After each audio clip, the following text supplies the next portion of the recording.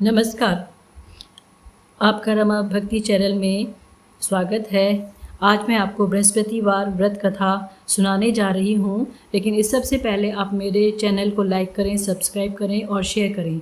तो आइए शुरू करते हैं बृहस्पतिवार की व्रत कथा। किसी गांव में एक साहूकार रहता था, जिसके घर में अन्न, वस्त्र और धन की कोई कमी नहीं थी। परंतु उसकी स्त्री बहुत कंजूस थी, किसी भिक्षार्थी को कुछ नहीं देती थी, सारा दिन घर के कामकाज में लगी रहती थी। एक समय एक साधु बृहस्पतिवार के दिन उसके द्वार पर आया और भिक्षा की याचना की। इस स्त्री उस समय घर के काम के समय आंगन को लीप रही थी। इस कारण साधु महाराज से कहने लगी कि महाराज, इस समय तो मैं अपना घर लीप रही हूँ, आपको कुछ नहीं दे सकती, फिर किसी अवकाश के समय आना। साधु महाराज खाली हाथ चले गए। कुछ दिन पश्चात वही साधु महाराज आए और उसी तरह उन्होंने भिक्षा मांगी। साहूकार जी की पत्नी उस समय लड़के को खाना खिला रही थी। फिर वह कहने लगी, महाराज, मैं क्या करूं, अवकाश नहीं है, इसलिए आपको भिक्षा नहीं दे सकती। तीसरी बार फिर महात्मा आए, उन्होंने इसी तरह भिक्षा मांगी और परंतु उस साहूकार की पत्नी ने उन्हें टालना चाहा। परंतु महात्मा कहने लगी, यदि तुमको बिल्कुल ही अवकाश हो जाए तो तुम क्या मुझे भिक्षा दोगी? तो साहूकार की पत्नी बोली, हाँ महाराज, यदि ऐसा हो जाए तो आपकी बड़ी कृपा होगी। साधु महात्मा ने कहा कि अच्छा, मैं एक आपको उपाय बताता हूँ। तुम बृहस्पतिवार को दिन चढ़ने पर उठना और सारे घर में झाड़ू लगाकर कूड़ा एक कोने में जमा करके रख देना और घर में चौका इत्यादि मत लगाना, और फिर स्नान आदि करके घर वालों से कह दो कि हजामत अवश्य बनवाए।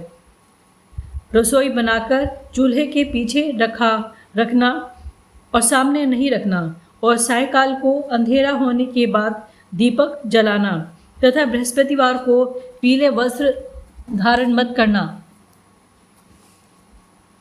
न पीले रंग की चीज़ों का भोजन ग्रहण करो। यदि तुम ऐसा कर सकोगी तो तुम्हारे घर का कोई काम नहीं करना पड़ेगा।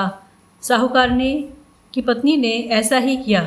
बृहस्पतिवार को दिन चढ़े उठी, झाड़ू लगाकर कूड़े को एक घर के कोने में जाकर इकट्ठा कर दिया और पुरुषों ने हजामत बनवाई। भोजन बनवाकर चूल्हे के पीछे रखा। वह सब बृहस्पतिवार को ऐसा करते रहे। फिर कुछ समय बाद उसके घर में खाने को दाना न रहा। थोड़े दिनों में महात्मा फिर आए और भिक्षा मांगी, परंतु सेठानी ने कहा कि महाराज, मेरे घर में खाने को अन्न नहीं है, आपको क्या दे सकती हूँ? तब महात्मा ने कहा कि जब तुम्हारे पास सब कुछ था, फिर तब भी तुम कुछ नहीं देती थी। अब पूरा का पूरा अवकाश है आपके लिए, तब भी आप कुछ नहीं दे रही हो। तुम क्या चाहती हो, वह बोलो।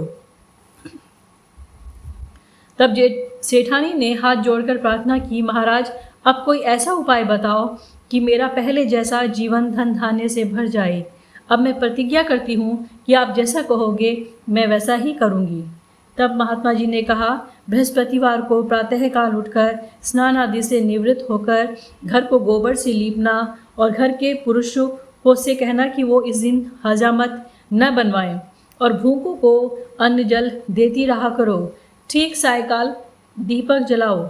यदि ऐसा करोगी तो तुम्हारी सभी मनोकामनाएं पूरी हो जाएंगी। भगवान बृहस्पतिवार की कृपा से आपको सभी सुख प्राप्त होंगे।